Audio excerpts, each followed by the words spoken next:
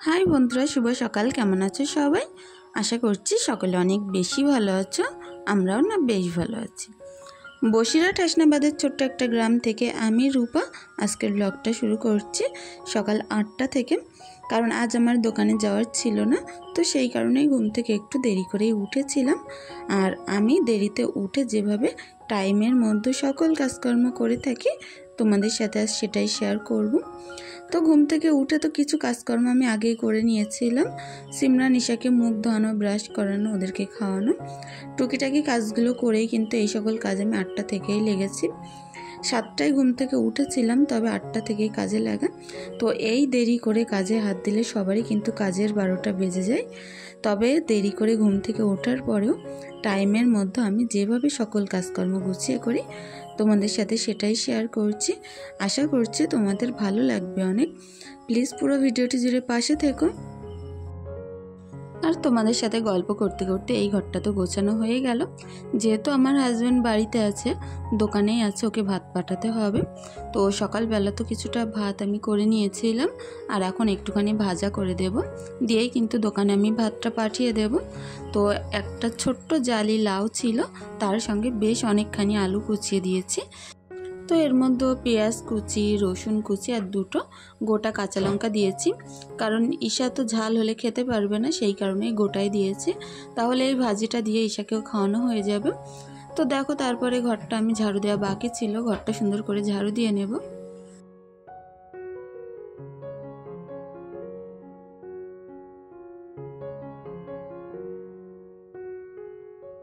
তো ওদিকে ভাজিটা করতে করতে চাটা তো আমি করে নিয়েছিলাম। তো এখন সুন্দর করে চাটা ছেঁকে আমরা তিনজনা বসে খেয়ে নেব। তো এই ঘরটা তো মোটামুটি কমপ্লিট হয়ে গেল। আজ আমি আমার ওই ঘরটা ডিপ ক্লিনিং করব। তো সেই কারণেই একটা ঘরই পরিষ্কার করে একটু চাটা খেয়ে নিচ্ছি। ও ঘরটায় যেহেতু বেশ অনেকখানি সময় লেগে যাবে, তো সেই কারণেই আগে চাটাগুলো খেয়ে নিলাম। ভাজিটাও কমপ্লিট হয়ে গেছে। এর মধ্যে হাজব্যান্ডকে ভাত দিয়ে দিলাম। আর এখন ঈশাকে নিয়ে সিমরান স্কুলে নিয়ে যাচ্ছে।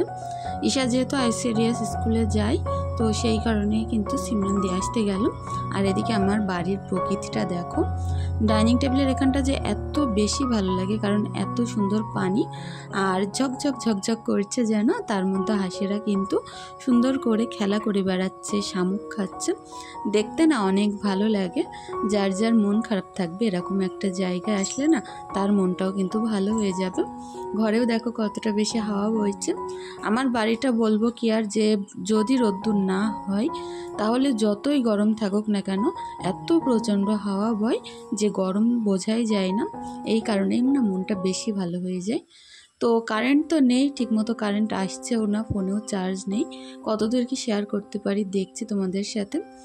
কারেন্ট থাকলে সব কিছুই তোমাদের সাথে শেয়ার করতে পারতাম। তো যতটুকু সম্ভব আমি চেষ্টা করব সারাদিনের সকল কাজকর্ম তোমাদের সাথে শেয়ার করার জন্য। আর ফোনটা অনেক দূরে নিয়ে গিয়ে একটু একটু চার্জ দিয়ে নিয়ে আসছি, পাওয়ার ব্যাংক থেকে একটু একটু দিচ্ছি। এইভাবেই কিন্তু কাজ চালাতে হচ্ছে আজ কতদিন। তো তারপরে দেখো সুন্দর করে আমার তোশকটা তুলে নিচ্ছি, কারণ বৃষ্টিতে বলেছিলাম না যে একটু ভিজে ভিজে গেছিলো, সেই কারণে তোশকটা তুলে আমি এখন বাইরে মেলে দিয়ে আসবো। শুকনো হয়ে গেলে তারপরেই কিন্তু বিকালবেলা এর উপরে আবারও বেডশিট পেতে দেব। কিন্তু আপাতত এখন এতে থাকার মতো খাটে বেডশিট তো একটা পাততেই হবে। তো সেই কারণে আমি ঝেড়ে টেরে একেবারে একটা বেডশিট পেতে দেব। আর বিকালবেলা যখন তোশকটা শুকিয়ে যাবে তখন তোশকটা পেতে আবারও বেডশিট পেতে দেব। তো কাজ করতে করতে তোমাদের সাথে কিছু সুন্দর সুন্দর কমেন্ট আমি শেয়ার করে নিই। আমার অনেক অনেক সুন্দর সুন্দর বোনুরা আছো, আপুরা আছো, যারা রোজই অনেক সুন্দর সুন্দর কমেন্ট করো। আলেমা বিবি বলেছো, আপু তোমাকে আমার খুব ভালো লাগে। তো অনেক ধন্যবাদ বন্ধু, তুমিও না অনেক কিউট, না হলে এমন কথা কখনোই বলতে পারতে না। আকাশ শেখ বলে এক প্রোফাইলে আমাকে কমেন্ট করেছো, ভিডিও ভাইরাল হতেই খুব খুশি বলো। তো হ্যাঁ, সত্যিই তো সবারই অনেক খুশি লাগে, কারণ এই কষ্টের ফল কিন্তু আমাদের ভিডিও ভাইরাল হওয়া। তো তাতে করে এমনিতেই অনেক খুশি। আর তুমি যে কথাটা বুঝতে পেরেছো, তোমাকে অনেক ধন্যবাদ। ব্লগার সুজুকা বলেছ, ভালোবাসা দিয়ে দেখলাম আপু, পাশে থাকবেন, পাশে আছি। তো অনেক ধন্যবাদ বন্ধু, অবশ্যই সময় করে তোমার চ্যানেল থেকে ঘুরে আসবো। মাই বলেছ অনেক সুন্দর হয়েছে আপু, অনেক ধন্যবাদ বন্ধু তোমাকে। আর ফাইনালি ঘরটা গোছানোর পরে দেখো এতটাই সুন্দর লাগছিল। আমার ঘরের এই জায়গাটা না আমার অনেক ভালো লাগে, সেই কারণেই তোমাদের সাথে শেয়ার করলাম। এখন তোষকটাও কিন্তু বাইরে মেলে দিতে নিয়ে গেলাম দুজন মিলে ধরে, কারণ অনেকটাই ভার ছিল। সিমরান আর আমি ধরেই কিন্তু বাইরে মেলে দিয়ে আসলাম। রহমান বলছো যে অনেক সুন্দর হচ্ছে ভিডিও, তো অনেক ধন্যবাদ বন্ধু তোমাকেও। শুভজিৎ মণ্ডল আমাকে কমেন্ট করেছ, রূপা কেমন আছো, তোমাদের ওখানে কেমন ঝড় বৃষ্টি হলো, আর অবশ্যই রিপ্লাই দিও। তো দেখো আমি তোমার কমেন্টের কিন্তু রিপ্লাই দিয়ে দিলাম। আমাদের এখানে প্রচুর ঝড় বৃষ্টি হয়েছে, আর আমার বাড়িটা যেহেতু একটু ফাঁকা জায়গায়, এত পরিমাণে ঝড় বয়েছে যে আমার একধারে জানলার কাচ খুলে খুলে সব পড়ে গেছে, ভেঙে গেছে। তো এই অবস্থাতেই ছিলাম আমরা। এখন একটুখানি ভালো আছি, কারণ ঝড় বৃষ্টি থেমে গেছে, উঠোন টুটন শুকিয়ে গেছে। তো এই আমাদের ঝড় বৃষ্টির গল্প। তো কিছু কমেন্টের উত্তর কিন্তু আমি দিয়ে দিলাম, সবগুলো না লিখতে পারিনি, তুলতে পারিনি, তো সেই কারণে দিতে পারলাম না। তোমরা যারা মনে করছো যে তোমাদের কমেন্টের উত্তর আমি কেন দিলাম না, তাদের কাছ থেকে আমি ক্ষমা চেয়ে নিচ্ছি। কারণ কমেন্টগুলো যেই আসে সেই মুহূর্তে যদি লিখে রাখা যায়, নামগুলো ভালোভাবে বোঝা যায়, পরে কিন্তু সেগুলো আর ভালোভাবে খুঁজে পাওয়া যায় না। তো সেই কারণে এই অসুবিধাগুলো হয়। আর দেখো তারপরে কিন্তু এই কথা বলতে বলতে আমার এই ঘরটাও আরেকটু পরিষ্কার করে নিলাম। চাটাগুলো খাওয়ার পরে এইভাবে বিছনা টিছনা পড়েছিল, তো সেগুলো আমি একটু গুছিয়ে নিলাম। আর প্রত্যেক দিনের মতো বলতে চাই বন্ধুরা, আমার ভিডিওটি দেখে তোমাদের যদি সামান্য কিছু ভালো লেগে থাকে, তোমরা যদি সামান্য উপকৃত হও, তোমাদের কাছে একটি অনুরোধ রইল, প্লিজ ভিডিওটি দেখার পরে একটি লাইক, একটি কমেন্ট করে দিয়ে যেও। আর যদি বেশি কিছু ভালো লেগে থাকে, অবশ্যই চ্যানেলটি সাবস্ক্রাইব করে পাশে থাকতে পারো। তোমাদের একটা সাবস্ক্রাইব আমাদের পরবর্তী ভিডিওতে এত বেশি মোটিভেট করে, সেটা কি বলবো, সেই কারণেই তোমাদের বলা। তো দেখো এই ঘরটাও তো পরিষ্কার হয়ে গেল, বারান্দাটা আমি এখন ঝাড়ু দিয়ে পরিষ্কার করে নেব। এত মাঝে মধ্যে হাওয়া বইছে যে যাই কিছু এক জায়গায় করে রাখছি, সব কিছু কিন্তু হয় খাটের নিচে, তা না এই ডাইনিং টেবিলের নিচে টিচে ঢুকে যাচ্ছে। তো সেইভাবেই কাজকর্মগুলো করতে হচ্ছিল। বারান্দাটা ঝাড় দিয়ে পরিষ্কার করে নিয়ে পোটেটার অবস্থাটাও অনেকটা খারাপ, তো সেখানটাও একটু ধুয়ে দিতে হবে, মুছে দিতে হবে। কেমন জানি একটু কাদা কাদা কাদা কাদা মতো হয়েছে। বারবার জুতো পায়ে দিয়ে যেহেতু বাচ্চা কাচ্চা ওপরে উঠছে না, সেই কারণে পোটেটার অবস্থাটাও খারাপ। তো দেখি এই ময়লা কটা তুলে নিই। আমি কিন্তু বালতিতে পানি এনে তার মধ্যে একটা কাপড় ভিজিয়ে রেখে দিয়েছি আমার পোটেটা মুছে পরিষ্কার করে নেব বলে। তো দেখো কতখানি ময়লা বেরিয়েছে। ও ঘরটা বললাম না ডিপ ক্লিনিং করব, তো যেহেতু শোকেজের তলা থেকে ময়লা বের করেছি, সেই কারণে কিন্তু অনেকগুলো ময়লা কাগজপত্র হাবিজাবি বেরিয়েছে। রোজই ঝাড়ু দেওয়ার পরেও কিন্তু প্রত্যেক দিনই খাটের তলায় বলো শোকেজের তলায় সেই কাগজের কুটি নোংরা ঢুকবেই। একটু যেন কেমন ময়লা ময়লা টাইপের লাগছে, আর কাদা ওঠা মতো মনে হচ্ছে, সেই কারণেই কিন্তু ভালোভাবে একটু মুছে দিলাম আলতো হাতে।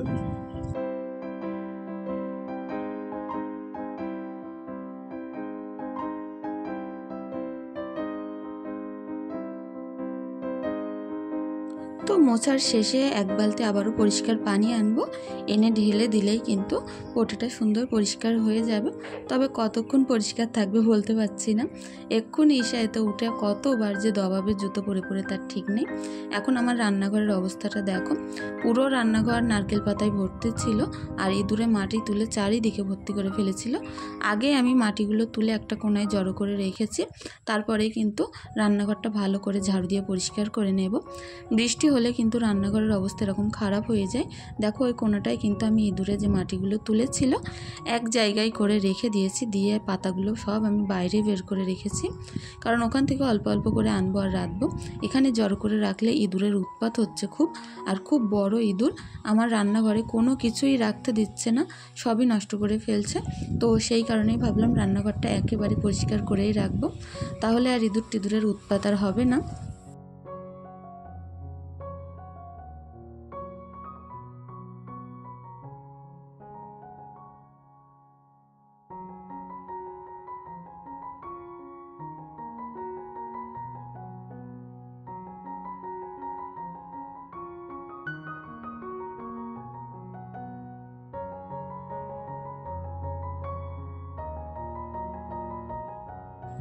তো সারাদিনের এই কাজকর্মগুলো করতে ভিডিও তুলতে তুলতে ফোনের চার্জ পুরো শেষ।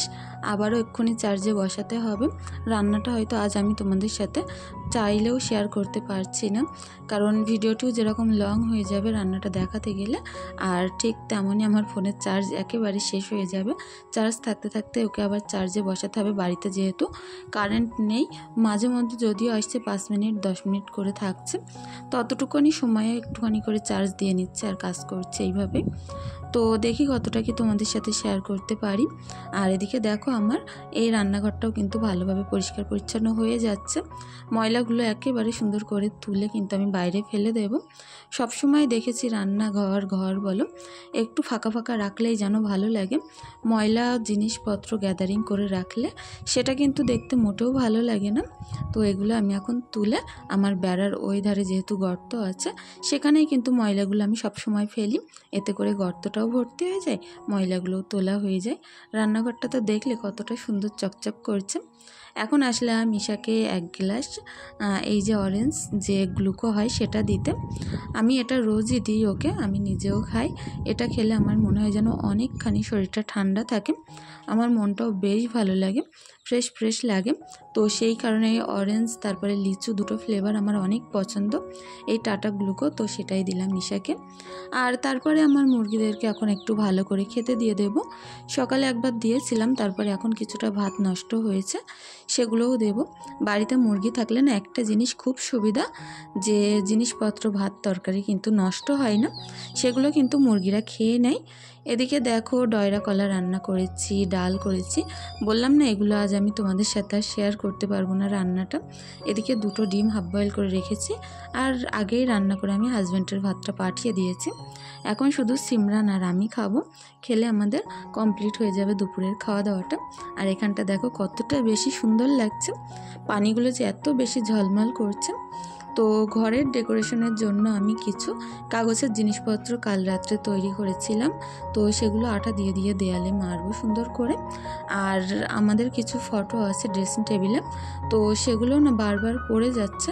তো ভাবছি এই টেপটা দিয়ে, এটা তো ডবল টেপ, দুদিকেই আঠা, তো এটা দিয়ে সুন্দর করে ফটোগুলো চিপকে চিপকে দেয়ালে মেরে দেব। এতে করে আমার ড্রেসিং টেবিলটাও ফাঁকা হবে, আর এই যে ফাঁকা দেয়ালটা আছে এটাও দেখতে কিন্তু বেশ ভালো লাগবে।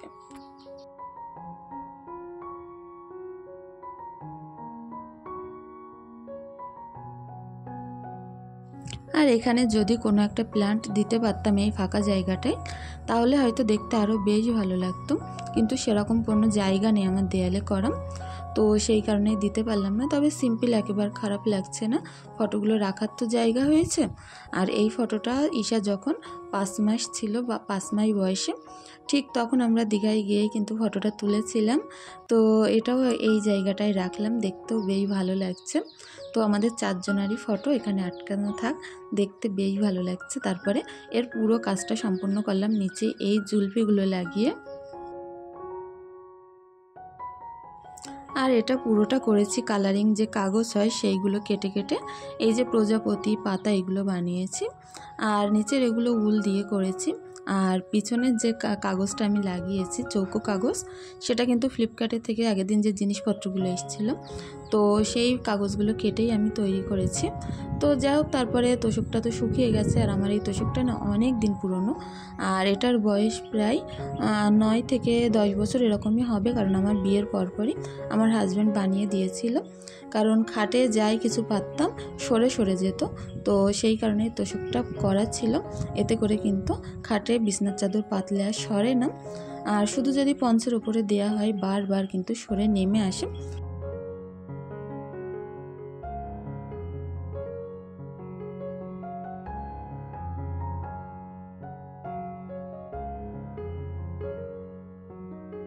আর বিকালবেলা আমাদের বাড়ির পরিবেশটা দেখো, চারিদিকে কত সুন্দর নিস্তব্ধ ঠান্ডা হাওয়া বইছে। গাছগাছালিগুলো দেখছো কতটা বেশি নড়ছে হাওয়ায়, এতেই করে তো বোঝাই যাচ্ছে। আর বেশ ভালো লাগে আমার সারাদিন বাড়িতে থাকতে। তো তারপরে এখন বেশ খানিকটা জামা কাপড় ছিল, সেগুলো বাইরে মেলে দিচ্ছি। আর এক্ষুনি আজান দেবে, সন্ধেও হয়ে গেছে। এখন এই জামা কাপড়গুলো মেলে তাড়াহুড়ো করে গুছিয়ে একটু হসপিটালে যাব বোনকে দেখতে। তার মধ্যে ভাবলাম যে শুকনো জামা কাপড়গুলো আছে এগুলো একটু ভাঁজ করে রেখে যাই। বাড়িতে আসবো কোন রাত্রে তার তো ঠিক নেই, তো সেই কারণেই কাজগুলো একেবারে গুছিয়েই যাব, যাতে বাড়িতে এসে আর কোনো কাজ না থাকে। আজ আর রাত্রে রান্নার কোনো চিন্তা নেই, যা আছে তাই দিয়েই চলে যাবে। তো যা হোক, রাত্রেবেলা 2-3টে ডিম ভেজে নিলেই কমপ্লিট হয়ে যাবে আমাদের খাওয়া দাওয়া, অতটাও বেশি চাপ নেই। আর এখন দেখো আলনাটা আমি কিন্তু সুন্দর করে গুছিয়ে ঈশাকে গুছিয়ে দেব, সিমরানকে গোছাবো, নিজে একটুখানি গুছিয়ে বেরিয়ে পড়বো।